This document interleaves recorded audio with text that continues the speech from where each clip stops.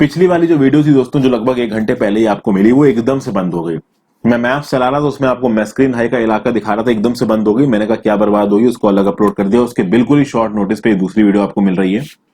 मैं आपको दिखा रहा था मेडागास्कर के ईस्ट में हाई प्रेशर एरिया, जिसको आप मैस्क्रीन हाई भी बोलते हैं। यहां देखिए, यहां पे आपको नीचे की तरफ मेडागास्कर नजर आएगा, जो अफ्रीका का साउथ ईस्टर्न इलाका है। वहां पे थोड़ा सा जूम करते हैं, ये देखिए आपको मेडागास्कर दिख रहा है। मेडागास्कर के ईस्ट में आपको रियूनियन आइलैंड्स, मॉरिशस आइलैंड्स दिख रहे हैं। ऊपर की तरफ सेचेल्स दिख रहा है। ये जो ईस्टर्न इलाका है आपका, सेचेल्स से लेके मॉरिशस के बीच तक का, यहां पे एक बहुत बड़ा हाई प्रेशर बनता है दोस्तों। अब ये जो मैस्क्रीन हाई का इलाका है दोस्तों, ये बहुत ट्रिकी है। ऑस्ट्रेलिया के वेस्टर्न एज पे और मेडागास्कर के ईस्टर्न एज पे एक इंटरप्ले बनता है विंड्स का, जहां पे लो प्रेशर और हाई प्रेशर बनते हैं अल्टरनेटिवली। क्योंकि आप नोटिस करिए दोस्तों, अगर आप इंडियन ओशन को देखोगे तो जो ईस्टर्न इंडियन ओशन है वो ऑस्ट्रेलिया के वेस्टर्न कोस्ट पे पहुंच रहा है, और जो वेस्टर्न इंडियन ओशन है वो मेडागास्कर के ईस्टर्न एज पे पहुंच रहा है, या अफ्रीका के ईस्टर्न एज पे पहुंच रहा है। तो इस दोनों जगहों पे एक हाई प्रेशर और एक लो प्रेशर की सिचुएशन बनती है। और मेडागास्कर के ईस्ट में जो हाई प्रेशर की सिचुएशन बनती है ना, वो मॉनसून विंड्स का फ्लो इंडियन पेनिनसुला की तरफ तेज कर देती है। वो क्या एग्जैक्ट फिनोमेना है, वो जैसे जैसे क्लासेस बढ़ेंगी मैं आपको बताऊंगा। बहुत सारे ट्रिकी कॉन्सेप्ट्स मैं अभी आपको बता रहा हूं, बहुत सारे ट्रिकी कॉन्सेप्ट्स के लिए मैं आपको बेस बना रहा हूं। तो ये मेडागास्कर के ईस्ट वाला इलाका, जिसको मैस्क्रीन हाई बोलते हैं, इस पे हाई प्रेशर होने की वजह से भी जो मॉनसून विंड का फ्लो है हमारे इंडिया की तरफ, वो होता है बहुत तेज। ओके, ये हो गया। फिर आते हैं the heating of Tibetan plateau. देखिए, तिब्बतन प्लेट्यू की हीटिंग के बारे में मैं आपको पिछली वीडियो में बता चुका हूं, जहां पे मैंने जेट स्ट्रीम्स के बारे में बात की थी। मैंने आपको बताया भी था कि तिब्बत के इलाके में जो हीटिंग बनती है, उसी की वजह से सब ट्रॉपिकल ईस्टर्ली जेट बनती है। अब तिब्बतन प्लेट्यू पे इंटेंस हीटिंग होती है समर के दौरान, स्ट्रॉन्ग वर्टिकल एयर करंट्स होते हैं। तो अगर ये इंडिया है दोस्तों और यहां तिब्बत है, तो तिब्बत पे हीटिंग वजह से एक लो प्रेशर बनता है। वो लो प्रेशर भी विंड्स को अपनी तरफ खींचता है, और वो विंड्स इंडिया के ऊपर बारिश कराएंगे। तो तिब्बतन प्लेट्यू का इंटेंसली हीट होना, उसके बाद उसका ट्रॉपिकल ईस्टर्ली जेट बनाना, और वो ट्रॉपिकल ईस्टर्ली जेट कैसे विंड्स को अपनी तरफ खींचता है इंडियन पेनिनसुला की तरफ, और कैसे बारिश कराता है, ये मैं पिछली वीडियो में आपको बता चुका हूं। फिर देखिए दोस्तों, movement of westerly jet stream to the north of Himalayas and the presence of tropical easterly jet over the Indian peninsula during summer. ये तो खैर मैंने चौथे ही पॉइंट पे बोल दिया। जो ट्रॉपिकल ईस्टर्ली जेट है हमारे इंडियन पेनिनसुला के ऊपर, उसकी वजह से भी हमारा मानसून तेज हो रहा है। जो वेस्टर्ली जेट स्ट्रीम है नॉर्थ ऑफ द हिमालयस, वो जाके तिब्बत के ऊपर जो हीटिंग हो रही है, वहां पे कुछ एक कॉम्प्लेक्स सा सिस्टम बन रहा है, और यही वेस्टर्ली जेट स्ट्रीम की जो हवाएं हैं वो घूम के ट्रॉपिकल ईस्टर्ली जेट की तरह इंडिया के ऊपर आ रही है, इंडिया के ऊपर आ रही है, साउथ इंडियन ओशन में जा रही है। लेकिन ये एक बड़ा कॉम्प्लेक्स सा प्रोसीजर है, जिसके बारे में अभी भी डिबेट और रिसर्च चल रही है। पिछले वीडियो में मैंने इसको एक्सप्लेन किया। आगे चलते हैं, इंटर ट्रॉपिकल कन्वर्जेंस जोन के बारे में बात करते हैं। इंटर ट्रॉपिकल कन्वर्जेंस जोन बताया मैंने, ये वो लो प्रेशर की बेल्ट है जहां पे नॉर्थ ईस्ट ट्रेड विंड्स और साउथ ईस्ट ट्रेड विंड्स आके मिलती हैं। ये जो इंटर ट्रॉपिकल कन्वर्जेंस जोन होता है, ज्यादातर ये पैरेलल होता है इक्वेटर के, ये नॉर्थ और साउथ मूव करता है। गर्मियों में ये inter tropical convergence zone north move करेगा, चूंकि सन नॉर्थ मूव कर रहा है।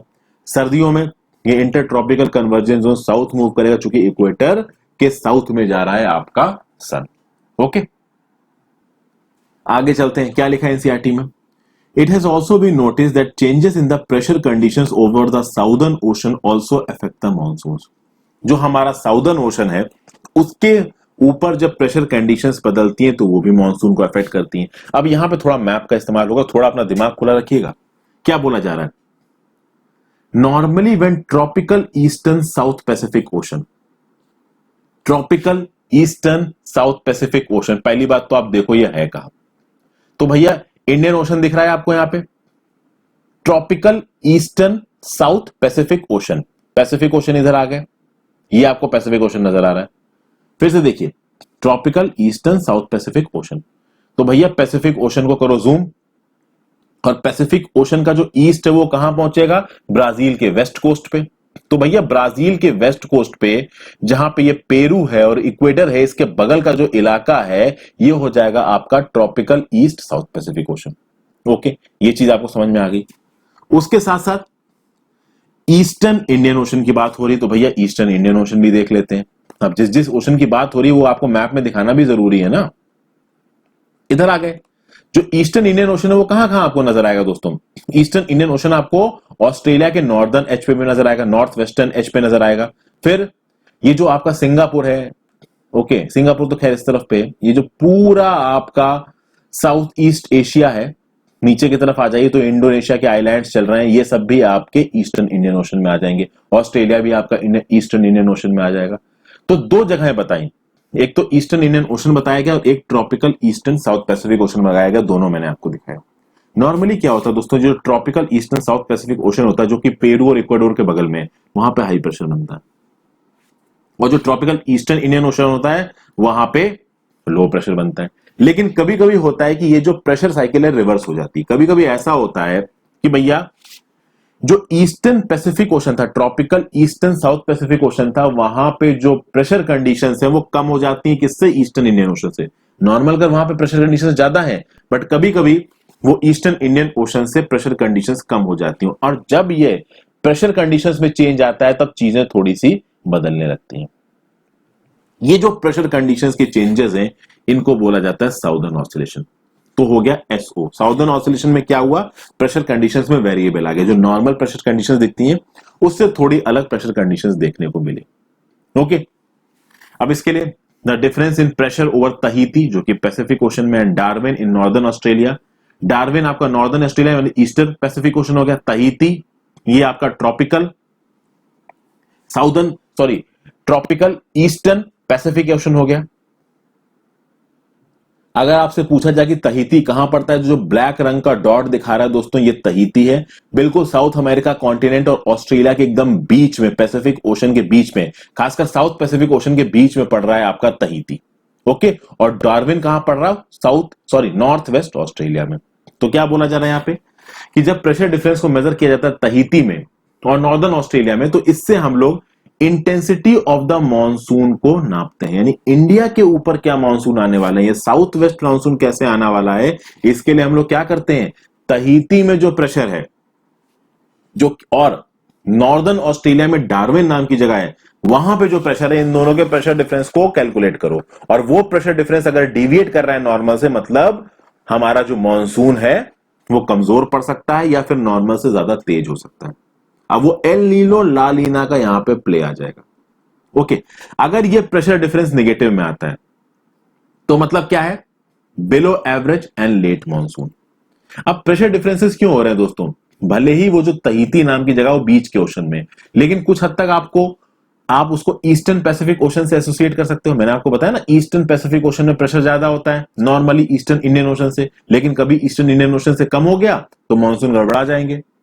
तो अगर उस तरीके से नेगेटिव आ गया प्रेशर डिफरेंस तो मानसून गड़बड़ा जाएंगे, लेट हो जाएंगे। तो आप देखो यहां पे दोस्तों एक एल नीनो फिनोमेना भी नजर आएगा। दो अलग अलग फिनोमेना है, एक हो गया साउदर्न ऑसिलेशन जहां पे हमने प्रेशर डिफरेंस देखा, एक होता है El Nino phenomena. El Nino phenomena में क्या होता है दोस्तों, जो पेरुवियन कोस्ट, और अभी मैंने आपको पेरुवियन कोस्ट दिखाया, फिर से दिखा देता हूं।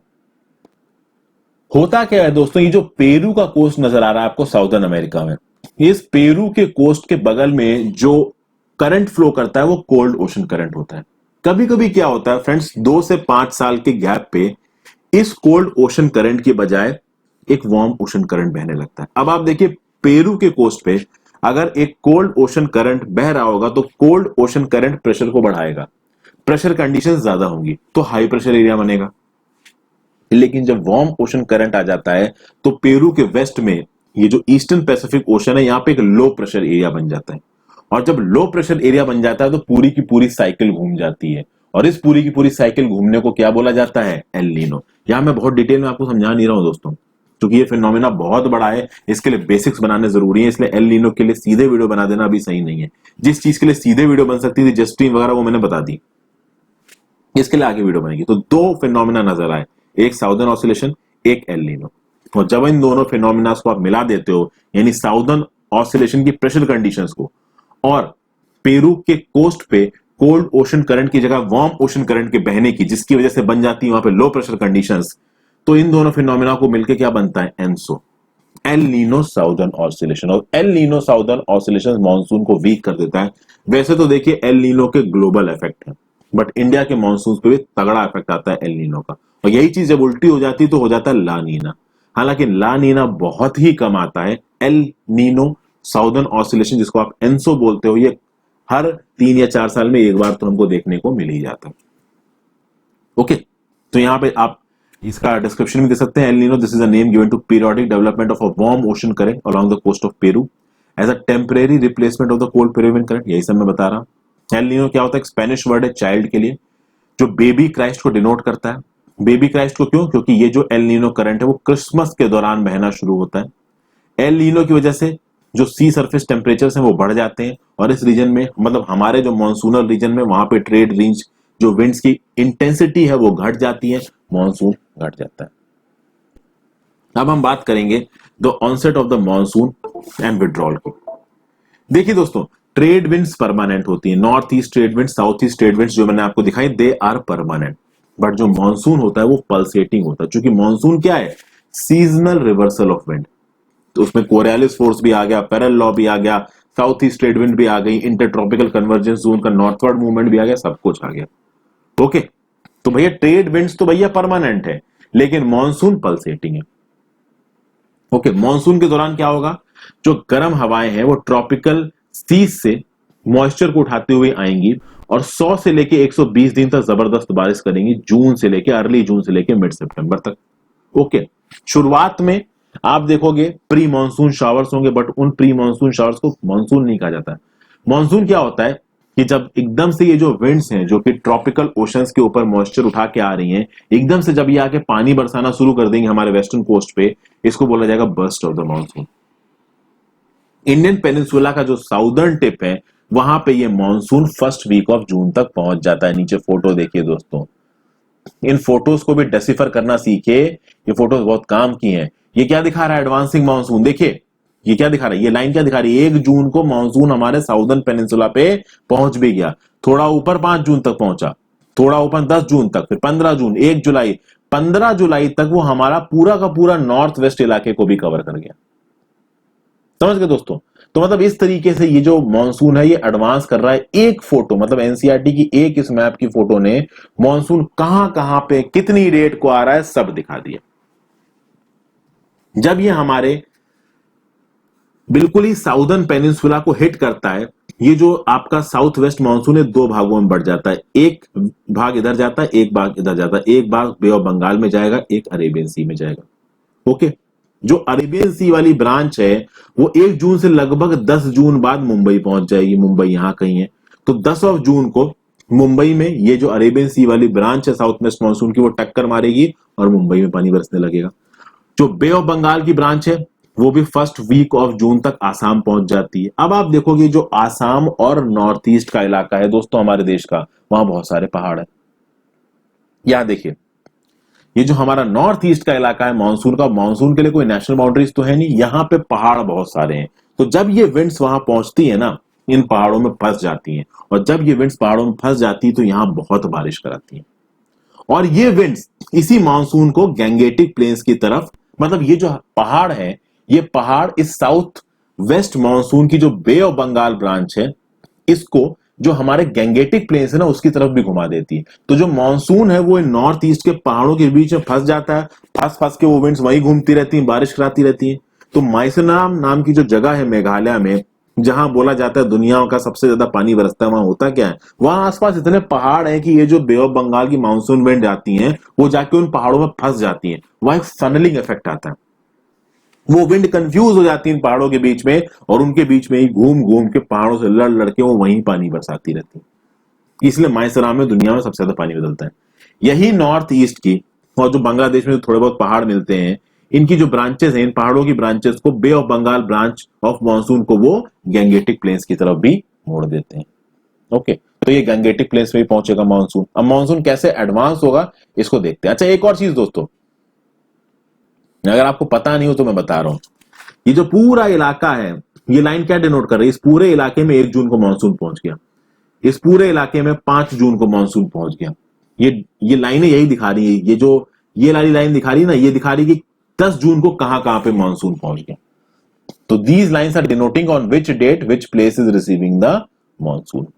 ओके, फिर देखिए क्या लिखा हुआ, the lofty mountains causes monsoon winds to deflect towards the west over the Ganga plains, ये मैंने आपको बता दिया। By mid June the Arabian C branch of the monsoon arrives over Saurashtra Kutch region. Arabian Sea मतलब जो मुंबई की तरफ से ब्रांच ऑफ मानसून आ रही है वो सौराष्ट्र कच्छ वाला इलाका, जो आपका गुजरात का इलाका, वहां पहुंच जाएंगे, central part of the country में पहुंच जाएंगी। और ये जो अरेबियन सी ब्रांच है वो बे ऑफ बंगाल है, वो कहीं हमारे north western parts of Gangetic plains में जाके एक दूसरे के साथ मिलेगी। North western part of Gangetic plains मतलब वो जो पंजाब हरियाणा के आसपास का इलाका है, वहां जाके ये दोनों विंड्स मर्ज हो जाएंगे, Arabian C branch of south west monsoon and Bay of Bengal branch of south west monsoon. आप देखोगे दिल्ली में जो पानी बरसता है वो बे ऑफ बंगाल ब्रांच की वजह से बरसता है, और लगभग 29 जून के लगभग आपको पानी बरसता हुआ दिल्ली में नजर आएगा। ये सब मैं आपको तब बता रहा हूं जब नॉर्मल पैटर्न के हिसाब से मानसून आगे बढ़े। हालांकि मानसून में बहुत सारे चेंजेस हैं, वो चेंजेस क्या है ये भी मैं भी आपको थोड़ी ही देर में बताता हूं। अब देखिए फर्स्ट वीक ऑफ जुलाई तक ये जो मानसून है ये वेस्टर्न उत्तर प्रदेश में पहुंच जाता है, पंजाब में पहुंच जाता है, हरियाणा और ईस्टर्न राजस्थान में पहुंच जाता है। ओके, मिड जुलाई तक ये हिमाचल प्रदेश पहुंच जाता है, बाकी की कंट्रीज में पहुंच जाता है। अब ये देखिए ये नॉर्मल प्रोसीजर है दोस्तों, जो नॉर्मल देखा गया है। ठीक है, जब क्लाइमेट की स्टडी होती है, क्लाइमेट की स्टडी लॉन्ग टर्म होती है। ओके, वेदर की स्टडी एक दिन की, कुछ घंटों की, एक हफ्ते की, 6 महीने की, 1 साल की होती है, बट क्लाइमेट की स्टडी होती है लगभग 30 साल से ज्यादा की। तो 30 साल के पैटर्न के हिसाब से ये जो डाटा है वो आपके सामने है। हालांकि साल भाई साल हल्का फुल्का वेरिएशन इसमें होता रहता है। जैसे ऑनसेट होता है मानसून का, वैसे रिट्रीट भी होता है, विड्रॉल भी होता है। ऑनसेट में क्या होता है कि ये जो साउथ ईस्ट ट्रेड विंड्स थी ये इक्वेटर को पास करने के बाद कोरियालिस फोर्स से राइट घूमती थी, पैरेलल लॉ समझा चुका हूं निसर्ग साइक्लोन वाली वीडियो में, और हमारे वेस्टर्न कोस्ट को हिट करती थी। ओके, जैसे ही ये हमारे इंडियन लैंड मास के ऊपर आती, पानी बरसाने लगती है। अब यही विंड्स वापस लौट जाएंगी, तो इन विंड्स के वापस लौटने को बोला जाता है विड्रॉल ऑफ मानसून या retreat of monsoon. Retreat of monsoon भी होता है, जितनी तेजी से मानसून इंडिया में आगे बढ़ता है उतनी तेजी से पीछे नहीं जाता है। जो रिट्रीट का प्रोसेस है वो थोड़ा ग्रेजुअल है, थोड़ा धीमा है। तो आप देखोगे जो हमारे नॉर्थ वेस्टर्न स्टेट्स हैं, जैसे कि राजस्थान हो गया, हरियाणा हो गया, यहां पे जम्मू एंड कश्मीर हो गया, यहां पे जो विड्रॉवल होता है मानसून का वो अर्ली सितंबर में होता है। मिड अक्टूबर आते आते जो आधा हाफ है, मतलब ऊपर का आधा हिस्सा है हमारे इंडिया का, वहां से मानसून निकल चुका होता है। और उसके बाद साउदर्न हिस्से से मानसून का निकलना थोड़ा सा तेज होता है। दिसंबर तक आप देखोगे पूरी कंट्री से मानसून निकल जाता है। तो जिस तरीके से एडवांसिंग मानसून का यहाँ पे एक फिगर बना था, उसी तरीके से नीचे की तरफ रिट्रीटिंग मानसून का भी यहाँ पे फिगर बना हुआ है। ये देखिए रिट्रीटिंग मानसून 15 सितंबर, 1 सितंबर के लगभग यहां से निकला, 15 सितंबर के लगभग यहां से, 1 अक्टूबर के लगभग इस लाइन के अकॉर्डिंग, 15 अक्टूबर के लगभग इस लाइन के अकॉर्डिंग, 1 नवंबर यहां, 15 नवंबर यहां, 1 दिसंबर यहां, और श्रीलंका तक पहुंचा है 15 दिसंबर को। ये जो लाइनें है ना लंबी सी, ये लाइनें जितनी भी जगह को जोड़ रही है ना, उस जगह पे मानसून रिट्रीट कर चुका है 1 दिसंबर तक। ये लाइन दिखाने की कोशिश कर रही है। ओके, लाइनों से भी चीजों को पढ़ने की कोशिश कीजिए। कभी भी ज्योग्राफी में फिगर्स को इग्नोर मत करिएगा, फिगर्स बहुत कुछ बताते हैं ज्योग्राफी में, जो खासकर मैप्स होते हैं। आगे चलते हैं। फिर अगर आइलैंड्स की बात की जाए, हमारे 2 मेन आइलैंड्स हैं, एक आपका लक्षद्वीप हो गया, एक आपका ये अंडमान एंड निकोबार आइलैंड्स हो गया। भैया ऑब्वियस सी बात है, लक्षद्वीप की लोकेशन अगर आप देखो, ये इंडियन पेनिनसुला, तो यहाँ पे लक्षद्वीप है, यहाँ पे अंडमान निकोबार है। ऑब्वियस सी बात है, हमारा जो मानसून है बे ऑफ बंगाल ब्रांच पहले अंडमान निकोबार को अफेक्ट करेगी, लक्षद्वीप को पहले अरेबियन ब्रांच अफेक्ट करेगी, जो भी आपका साउथ वेस्ट मानसून आ रहा है। तो आइलैंड्स पे सबसे पहले हिट करेगा मानसून, तो सबसे पहले आइलैंड्स को हिट करेगा और सबसे बाद में आइलैंड से बाहर निकलेगा। तो जो पहले मानसून शावर्स आते हैं हमारे आइलैंड्स में, तो अगर आप लक्षद्वीप में छुट्टी मनाने जाओगे तो आपको अप्रैल में ही बारिश मिल जाएगी मानसून की, मई के पहले वीक में मिल जाएगी। और आप देखोगे जो विड्रॉवल होगा मानसून का इन आइलैंड से, वो होगा आपका फर्स्ट वीक ऑफ जनवरी तक, फर्स्ट वीक ऑफ दिसंबर से लेके फर्स्ट वीक ऑफ जनवरी तक। Okay, the withdrawal takes place progressively from north to south from the first week of December to first week of January. Okay, जब तक हमारे island से ये monsoon निकलेगा, south west monsoon, तब तक जो पूरा का पूरा इंडियन पेनिनसुला होगा वो आ चुका होगा विंटर मानसून के अंदर। अब ये विंटर मानसून क्या है ये भी मैं आपको समझाता हूं। विंटर मानसून इसलिए बोला जाता है, देखिए इक्वेटर से दूर चला जाता है सन, हमारे यहाँ पे ठंडी की कंडीशंस हो जाती हैं और पानी बरसता नहीं। क्यों पानी नहीं बरसता है? क्योंकि अब हम नॉर्थ ईस्ट ट्रेड विंड्स के इफेक्ट के अंदर आ जाते हैं, और नॉर्थ ईस्ट ट्रेड विंड्स जब हमारे इंडियन पेनिनसुला के ऊपर उड़ती है ना, तो वो समुंदर से नहीं आ रही होती, वो जमीन से आ रही होती है। और चूंकि वो जमीन से आ रही होती है तो उनको रास्ते में कोई पानी मिलता नहीं, और जब उनको पानी मिलता नहीं तो बरसाएंगी क्या। वहीं पे अगर आप तमिलनाडु के कोस्ट पे चले जाओ, आंध्र प्रदेश की कोस्ट पे चले जाओ दिसंबर के महीने पे, तमिलनाडु के कोस्ट पे दिसंबर के महीने पे आपको बारिश मिलेगी। क्यों? क्योंकि वही north east trade winds Bay of Bengal से पानी उठाती हैं और चेन्नई की कोस्ट पे बरसा देती हैं, तमिलनाडु के कोस्ट पे बरसा देती हैं। वो भी हम देखेंगे आगे। आगे बात करते हैं सीजन्स की। सीजन्स की बात की जाए तो भैया हमारे यहाँ मानसून टाइप ऑफ क्लाइमेट है जिसमें डिस्ट्रिक्ट सीजनल पैटर्न है। एक सीजन से लेके दूसरे सीजन में आपका वेदर बदलता है। जो interior parts of the country है वहां पे जो वेदर चेंजेस हैं, कोस्टल एरियाज में वेदर चेंजेस अलग है, interior part of the country में वेदर चेंजेस अलग है। 4 तरीके के सीजन्स पाए जाते हैं इंडिया में। एक तो ठंडा, भैया सर्दी पड़ती है, एक गर्म, गर्मी पड़ती है, और 2 सीजन्स, एक जब मानसून आता है और दूसरा जब मानसून जाता है। ये 4 ब्रॉड क्लाइमेट की कैटेगरीज है इंडिया में, हालांकि इनमें थोड़े बहुत चेंजेस होते रहते हैं। सबसे पहले बात करते हैं कोल्ड वेदर सीजन की, विंटर्स की। हमारे यहाँ जो कोल्ड वेदर सीजन है वो चलता है mid November in northern India से लेके फरवरी तक। मिड नवंबर से ये कोल्ड वेदर सीजन शुरू होता है और फरवरी तक रहता है। दिसंबर और जनवरी सबसे ठंडे महीने हैं northern part of the India में। Temperature decreases from south to the north.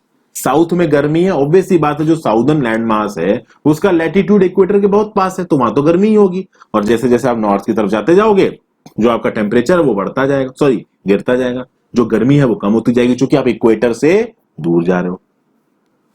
Chennai का अगर आप एवरेज टेम्परेचर देखोगे साल भर का, that is around 24 to 25 degree Celsius. वहीं पे अगर आप नॉर्दर्न प्लेस की बात करोगे तो वहां टेम्परेचर 10 टू 15 डिग्री सेल्सियस। जो दिन होते हैं वो गर्म होते हैं, जो रात होती है वो ठंडी होती है। नॉर्दर्न इलाकों में फ्रॉस्ट मिलता है आपको, बहुत सारी स्नोफॉल होती है, होती हुई आपको मिलती है हिमालयास में। फिर आप देखिए दोस्तों कि जो सर्दी का टाइम है इस समय पे नॉर्थ ईस्ट ट्रेड विंड्स ये डोमिनेट करती हैं इंडिया में। अगर आप नॉर्थ ईस्ट ट्रेड विंड्स की बात करोगे तो दोस्तों ये जमीन से सी की तरफ बहती हैं। यहां देखिए ये इंडिया नजर आया आपको, इधर आपका तिब्बत है, इस तरफ चले जाएंगे तो साउथ ईस्ट एशियन नेशन है, पीछे की तरफ कहीं पैसिफिक ओशन आता है। अब पैसिफिक ओशन से नॉर्थ ईस्ट ट्रेड विंड्स आपका मॉइस्चर उठाएंगी, लेकिन वो चाइना में बरसा देंगी, साउथ ईस्ट एशियन में बरसा देंगी, तिब्बत में तो पानी बरसता ही नहीं है। इंडिया तक आते आते इनमें मॉइस्चर बचा नहीं होगा, प्लस इन विंड्स को ब्लॉक कर देता है हिमालयास भी। तो ये जो नॉर्थ ईस्ट ट्रेड विंड्स हैं ये इंडिया के ऊपर बारिश नहीं करती, और इक्वेटर हमसे दूर जा चुका, सॉरी सन हमसे दूर जा चुका होता है, इक्वेटर के साउथ में जा चुका होता है, साउदर्न हेमिस्फीयर में पहुंच चुका होता है सन, तो हमारे यहाँ पे हो जाती है ठंडी। तो आप देखोगे ठंडियों में टेम्परेचर गिर जाता है, पानी नहीं बरसता है, क्योंकि नॉर्थ ईस्ट ट्रेड विंड्स है उनमें मॉइस्चर है नहीं, और बहुत सारी नॉर्थ ईस्ट ट्रेड विंड्स को जो हमारा हिमालय है वो ब्लॉक भी कर रहा है। तो ये हो जाता है हमारे लिए ड्राई सीजन, चूंकि इसमें पानी बरसता नहीं है। लेकिन फिर भी तमिलनाडु के कोस्ट पे पानी बरसता है, उसका वजह मैं आपको दिखा चुका हूं, एक बार फिगर में भी आपको मैं उसकी वजह दिखाता हूं। ये देखिए तमिलनाडु का कोस्ट है, ये चेन्नई है। जो नॉर्थ ईस्ट ट्रेड विंड्स ऐसी बहती हुई आ रही होंगी वो ऑब्वियसली बात है बे ऑफ बंगाल से पानी उठाएंगी, चेन्नई और आंध्र प्रदेश के कोस्ट पे इस पानी को बरसा देंगी। इसीलिए आप देखोगे कि जो हमारे साउदर्न स्टेट्स हैं आंध्र प्रदेश के, जो तमिलनाडु का कोस्टल इलाका है वहां पे सर्दियों में भी पानी बरसता है। ओके, अगर आप इंडिया की बात करो ठंडी में, नॉर्दर्न पार्ट जो है इंडिया का, खासकर ठंडी के इलाके में, ठंडी के टाइम में वहां पे फीबल हाई प्रेशर होता है। हाई प्रेशर क्यों दोस्तों? देखिए जब चीजें गर्म होती हैं तो हवा गर्म होती है, हवा गर्म होती है तो हवा एक्सपेंड होती है, ऊपर उठती, जब हवा ऊपर उठती है तो नीचे ऑब्वियसली लो प्रेशर बनेगा। जब गर्मी है ही नहीं, जब ठंडी है ही नहीं तो हवा ऊपर उठी नहीं, हवा ऊपर उठी नहीं तो हाई प्रेशर बनेगा। तो हाई प्रेशर में क्या होता है, जो लाइट विंड्स है वो बाहर की तरफ बह रही होती है। ओके,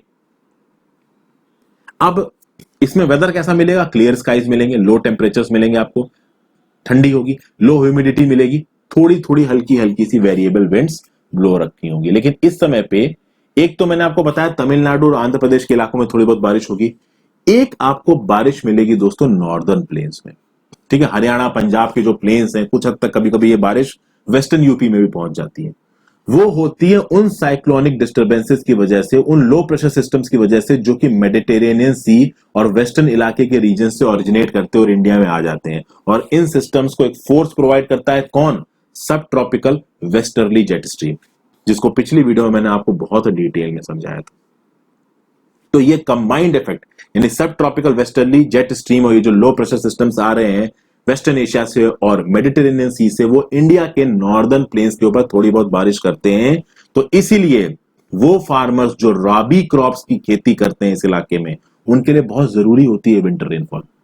और ये जो total amount of winter rainfall है जिसको महावत बोला जाता है, ये महावत बहुत कम होती है, बट फिर भी ये महावत बहुत इंपॉर्टेंट होती है क्योंकि राबी क्रॉप के कल्टीवेशन में ये जो महावत है ये बहुत मेजर रोल प्ले करती है। नीचे कमेंट सेक्शन में बताइए राबी क्रॉप को कब लगाया जाता है, कब उसकी सोइंग होती है और कब उसकी हार्वेस्टिंग होती है। राबी क्रॉप को कब सो किया जाता है, कब हार्वेस्ट किया जाता है, खरीफ क्रॉप को कब सो किया जाता है, कब हार्वेस्ट किया जाता है, और राबी और खरीफ क्रॉप के साथ एक और तरीके का क्रॉपिंग पैटर्न है इंडिया में, वो कौन सा है, ये सब नीचे कमेंट बॉक्स में बताइए। उसके बाद नॉर्दर्न प्लेन की तो हमने बात कर ली, सर्दी है। अब देखिए जो सर्दी का सीजन है वो साउथ इंडिया में ज्यादा समझ में नहीं आएगा दोस्तों। जैसे ही दिसंबर के महीने में जब मैं चेन्नई में था तो पंखा फुल 5 पे करके सो रहा था। वहीं पे अगर आप लखनऊ दिल्ली में हो तो दिसंबर के महीने में आप पंखा 5 पे नहीं कर सकते, ठंडी लगने लगेगी। क्यों? क्योंकि जो कोस्टल इलाके हैं वहां पे जो ओशन है उस ओशन का मॉडरेटिंग इफेक्ट आ जाता है। जैसा कि मैंने आपको बताया था जो पानी है उस पानी की स्पेसिफिक हीट ज्यादा होती है, तो पानी को ठंडा होने में भी समय लगता है, पानी को गर्म होने में भी समय लगता है, लेकिन जमीन बहुत जल्दी ठंडी भी हो जाती है और जमीन बहुत जल्दी गर्म भी हो जाती है। इसलिए जो राजस्थान के डेजर्ट्स हैं दोस्तों, दिन में हो सकता है आपको टेम्परेचर 50 डिग्री मिले और शाम को वही टेम्परेचर 5 डिग्री पे आ जाए।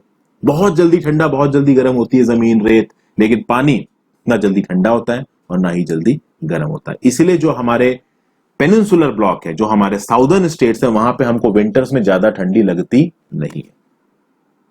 फिर आते हैं हम लोग, अब चूंकि इस वीडियो को मैं थोड़ा लंबा इसलिए कर रहा हूं, पिछली वीडियो 10 मिनट से कम में ही निपट गई, 9 या 8 मिनट में, तो इसको थोड़ा लंबा कर रहा हूं मैं, आधे घंटे तक इस वीडियो जाएगी। Hot weather season summer. फिर यहां पे क्या हो रहा है, देखिए हॉट वेदर के टाइम पे जो इंटर ट्रॉपिकल कन्वर्जेंस जोन है वो ऊपर की तरफ शिफ्ट हो गया। क्यों? क्योंकि भैया सन चला गया इक्वेटर के नॉर्थ में, सन तो ट्रॉपिक ऑफ कैंसर तक चला गया, तो ऑब्वियसली बात उसके साथ इंटर कॉन्टिनेंटल जो कन्वर्जेंस जोन है वो भी चला गया, प्रेशर बेल्ट सब कुछ नॉर्थ में खिसक गई। मार्च के समय से गर्मी शुरू होती है, मई तक चलती है, हॉट वेदर सीजन होता है। अब इस हॉट वेदर सीजन में बहुत सारी चीजें होंगी। ये हॉट वेदर सीजन ही बनेगा हमारे देश में एक वजह मानसून के आने की। बेल्ट शिफ्ट होंगी, जितनी भी मैंने आपको बेल्ट बताई थी ना, चाहे इक्वेटोरियल लो प्रेशर बेल्ट हो, चाहे आपकी सब ट्रॉपिकल हाई प्रेशर बेल्ट हो, चाहे सब पोलर लो प्रेशर बेल्ट हो, चाहे पोलर हाई प्रेशर बेल्ट हो, ये सब कुछ नॉर्थ शिफ्ट हो जाएगा। अब ये नॉर्थ शिफ्ट हो जाएगा तो आप देखोगे कि मार्च के महीने पे दक्कन प्लेट्यू में 38 डिग्री सेल्सियस टेम्परेचर होगा। वहीं पे अप्रैल के महीने में गुजरात और मध्य प्रदेश में 42 डिग्री सेंटीग्रेड टेम्परेचर पहुंच जाएगा। मई में तो हमारे जो नॉर्थ वेस्टर्न पार्ट्स है, प्रोबेबली राजस्थान, वहां पे जो टेम्परेचर है वो 45 डिग्री तक पहुंच जाएगा। ओके, लेकिन पेनिनसुलर इंडिया में टेम्परेचर इतना ज्यादा क्यों नहीं होता? क्योंकि ओशंस का इन्फ्लुएंस हो जाता है। पानी का मॉडरेटिंग इफेक्ट बहुत इंपॉर्टेंट होता है। पानी का मॉडरेटिंग इफेक्ट आप तब फील कर सकते हो कि मान लीजिए आप किसी ऐसी जगह पे रह रहे हो जहां आसपास कोई पानी का बहुत बड़ा सोर्स है, तो वहां पे आपको बड़ा ही अच्छा सा वेदर मिलेगा। इसीलिए तो लोग गांव में रहना पसंद करते हैं, क्योंकि वहां पे तालाब होते हैं, पेड़ पौधे होते हैं, जंगल होते हैं, जिसकी वजह से जो वेदर होता है वो बहुत सुहावना होता है। लेकिन आज की डेट में जो हमारी सिटीज हैं वो अर्बन हीट आइलैंड बन गई है, हर जगह कंक्रीट ही कंक्रीट है। चलिए वो एक अलग चीज है। तो एक समर मंथ की हम लोग बात करते हैं। समर मंथ में भैया टेम्परेचर बढ़ता है और एयर प्रेशर गिरता है। जब टेम्परेचर बढ़ेगा हवा गर्म होगी, हवा गर्म होगी ऊपर जाएगी तो नीचे वैक्यूम बनेगा, वहां पे गिर जाएगा आपका एयर प्रेशर। मई के अंत पे आप देखोगे जो थार डेजर्ट है आपका, Thar desert in the north west region से लेके Patna and Chota Nagpur plateau in the east और साउथ ईस्ट तक एक लो प्रेशर बनता हुआ नजर आएगा। और इसके चारों तरफ जो हवा का सर्कुलेशन होगा वो कुछ इस तरीके का होगा कि भाई ये हवा को अपनी तरफ खींचेगा। क्यों? क्योंकि यहां लो प्रेशर बना हुआ है। इस समय पे जो नॉर्दर्न पार्ट ऑफ इंडिया है, जो राजस्थान का इलाका है, यूपी का इलाका, बिहार का इलाका, इवन पाकिस्तान के एक बहुत बड़े इलाके में एक विंड चलती है हॉट वेदर सीजन में, जिसको बोला जाता है लू। ये लू बहुत डेंजरस होती है, गर्म, एकदम सूखी, बहुत स्ट्रांग। अगर राजस्थान में अगर आपको लू लग गई तो आपकी मौत भी हो सकती है, इतनी खतरनाक होती है। ओके, शाम तक ये लू चलती है, रात में ऑब्वियसली थोड़ी कम हो जाती है। फिर भैया मई के महीने में नॉर्दर्न इंडिया में बहुत सारे डस्ट स्टॉर्म्स भी आते हैं। अब इन डस्ट स्टॉर्म्स में हवा चलती है, तो इस हवा की वजह से टेम्परेचर थोड़ा गिर जाता है। तो कभी कभी ये डस्ट स्टॉर्म्स भले ही गंदगी फैलाएं, प्रॉब्लम क्रिएट करें, बट फिर भी टेम्परेचर को थोड़ा लाइटन कर देते हैं। कभी कभी हल्की फुल्की बारिश हो जाती है, ठंडी हवाएं चलने लगती हैं, लोकलाइज्ड पानी बरसता है, कुछ पर्टिकुलर इलाकों में पानी बदलेगा। जैसे कि फॉर एग्जांपल वेस्ट बंगाल में लोकलाइज्ड पानी बरसता है, इसको बोला जाता है काल बैसाखी। केरला और कर्नाटका में बोला जाता है मैंगो शावर्स। क्या होता है दोस्तों, मॉनसून के आने से पहले कुछ प्री मॉनसून शावर्स होते हैं, और ये प्री मॉनसून शावर्स कुछ लोकलाइज्ड इलाके में होते हैं, हर जगह नहीं होते हैं प्री मॉनसून शावर्स। और ये प्री मॉनसून शावर्स कुछ पर्टिकुलर क्रॉप्स को उगाने में मदद करते हैं, जैसे कि केरला कर्नाटका में मैंगो शावर्स मैंगो की खेती के लिए इस्तेमाल करते हैं। इन लोकलाइज्ड जो विंड पैटर्न्स हैं, इन पे मैं एक अलग से वीडियो बना दूंगा, क्योंकि ये प्री मॉनसून शावर्स हैं, आप पूरी तरीके से इनको मानसून से जोड़ के मत देखिएगा, इस पे मैं एक अलग वीडियो बनाऊंगा। ओके, अब हम लोग बात करते हैं एडवांसिंग मॉनसून की, द रेनी सीजन।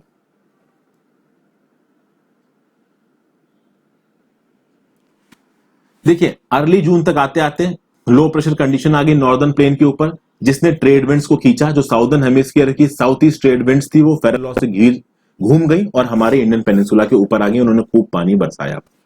ओके, ये कैसे आई, कैसे घूमी, ये सब मैं आपको बता चुका हूं, जिसकी वजह से हमारे इंडियन पेनिनसुला के ऊपर पानी बरसेगा।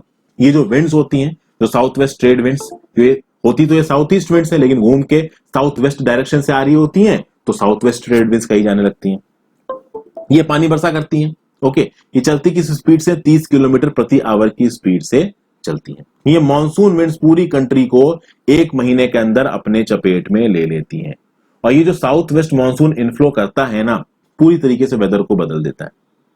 आप देखोगे, ये जो हमारा पेनिनसुलर ब्लॉक है या वेस्टर्न घाट्स, वेस्टर्न घाट्स के वेस्ट में बहुत पानी बरसता है भैया, 250 सेंटीमीटर की बारिश होती है, लेकिन यहां पे ज्यादा आबादी रहती नहीं है। आप देखोगे जो डेक्कन प्लेट्यू है, जो कि रेन शेडो रीजन में आता है वेस्टर्न घाट्स के, वहां पे भी पानी बरस जाता है, इररिस्पेक्टिव ऑफ द फैक्ट्स कि ये वेस्टर्न घाट्स बहुत हद तक हमारे साउथ वेस्ट मानसून को ब्लॉक करते हैं।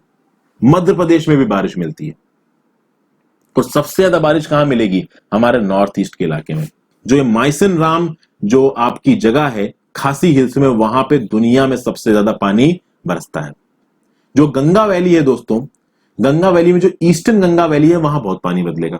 तो ये जो ब्रह्मपुत्रा और गंगा, ये जो आपका बिहार वगैरह के आसपास का इलाका है, जो ईस्टर्न यूपी का इलाका है, वहां पानी ज्यादा बरसता है। जैसे जैसे आप वेस्टर्न यूपी की तरफ जाते जाओगे, पानी की जो बरसने की क्वांटिटी है कम होती जाएगी। राजस्थान में बहुत कम पानी बरसता है, क्योंकि राजस्थान जो है, जो अरावली हिल्स है राजस्थान के, वो साउथ वेस्ट मॉनसून विंड्स के पैरेलल है, उसके परपेंडिकुलर नहीं है। अगर वो साउथ वेस्ट मॉनसून विंड्स को ब्लॉक करते ना, तो आज की डेट में वहां पे डिजर्ट ना होता, हो सकता है भैया इक्वेटोरियल ट्रॉपिकल फॉरेस्ट होते हैं, एवरग्रीन फॉरेस्ट होते हैं वहां पे। लेकिन चूंकि वो Aravali range south west monsoon की विंड्स को रोकते नहीं, तो वहां पानी बरसता नहीं, तो रेगिस्तान बन गया। गुजरात में बहुत कम पानी बरसता है। फिर मानसून में एक और टेंडेंसी होती है जिसको बोला जाता है ब्रेक। मानसून के समय पे आपने देखा होगा दोस्तों कि पानी कुछ दिन तक बरसा और उसके बाद एक बहुत बड़ा ब्रेक आ गया, पानी आगे बरसा ही नहीं। ये जो मानसून में ब्रेक आता है ना, ये ब्रेक आता है आपके मानसून ट्रॉ की वजह से।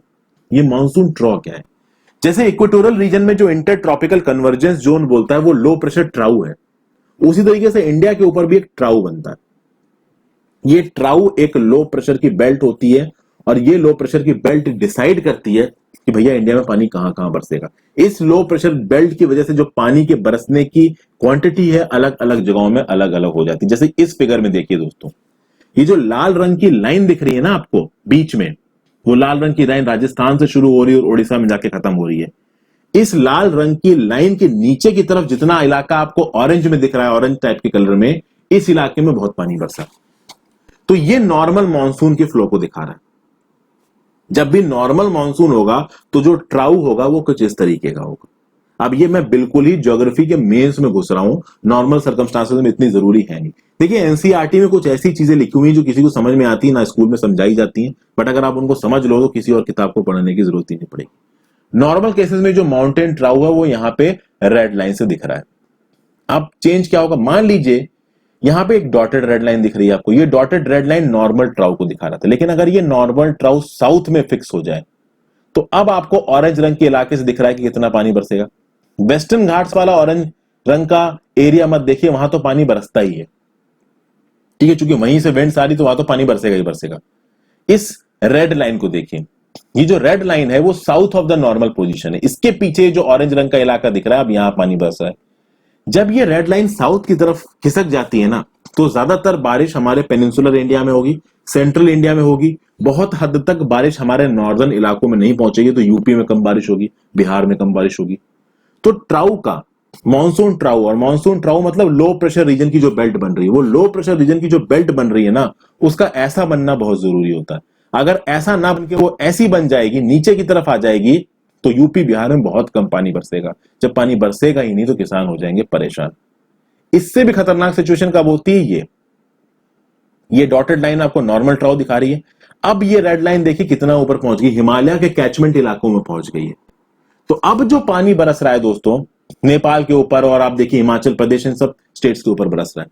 अब पानी यूपी और बिहार के प्लेन में नहीं बदलेगा, अब पानी वहां बदलेगा जहां पे नदियां शुरुआत हो रही, जो हमारी हिमालयन रिवर्स है, गंडक, कोसी, ये सब शुरुआत हो रही, वहां पानी बरसेगा। और जब इस कैचमेंट इलाके में पानी बरसता है तो पानी की क्वांटिटी इतनी ज्यादा हो जाती है ना, कि जो डाउनवर्ड्स इलाके हैं वहां पे बाढ़ आ जाती है, उस बाढ़ को संभालना मुश्किल हो जाता है। तो ये वाला जो इलाका है, this is also not a good monsoon. ये वाला इलाका है, this is also not a good monsoon. Mountain trough को इस तरीके से रहना बहुत जरूरी है, तभी हमारे यहाँ पे एक अच्छी बारिश हमें देखने को मिलेगी। यही सब चीजें बताई गई हैं दोस्तों। ये जो पूरी कहानी लिखी हुई है, ये मैंने आपको फिगर में समझा दी दोस्तों। एक और रीजन निकल के आता है जिसको यहां पे बोला गया है ट्रॉपिकल डिप्रेशन। साइक्लोन बनना आपको बताया था मैंने, साइक्लोन कैसे बनते हैं हमारे यहाँ पे, निसर्ग साइक्लोन वाली वीडियो को देखिए जाके। जब एक साइक्लोन बनता है तो उससे पहले क्या बनता है? Tropical depression. बहुत सारे ट्रॉपिकल डिप्रेशन। ट्रॉपिकल डिप्रेशन एक लो प्रेशर एरिया होता है, बस ये समझिए। अब देखिए, हर ट्रॉपिकल डिप्रेशन साइक्लोन में कन्वर्ट नहीं होगा। कुछ tropical depression low pressure system बन के रह जाएंगे, साइक्लोन में कन्वर्ट नहीं होंगे, और कभी कभी वो जमीन पे भी आ जाएंगे। और जब वो जमीन पे आ जाते हैं तो भी वो कुछ हद तक हमारे मॉनसून पे इफेक्ट डालते हैं। ओके दोस्तों, तो ये है पूरा सीन इसका। इसके बारे में जो कुछ भी एक्स्ट्रा इन्फॉर्मेशन है वो अगली वीडियो में मैं बताऊंगा आपको। अभी के लिए इस वीडियो को खत्म करते हैं, बहुत लंबी हो रही। Thank you for watching this video friends. अपने कमेंट्स नीचे जरूर बताइएगा आपको वीडियो कैसी लगी, ज्यादा से ज्यादा लोगों के साथ शेयर कर दीजिए। Thank you for watching, have a great day.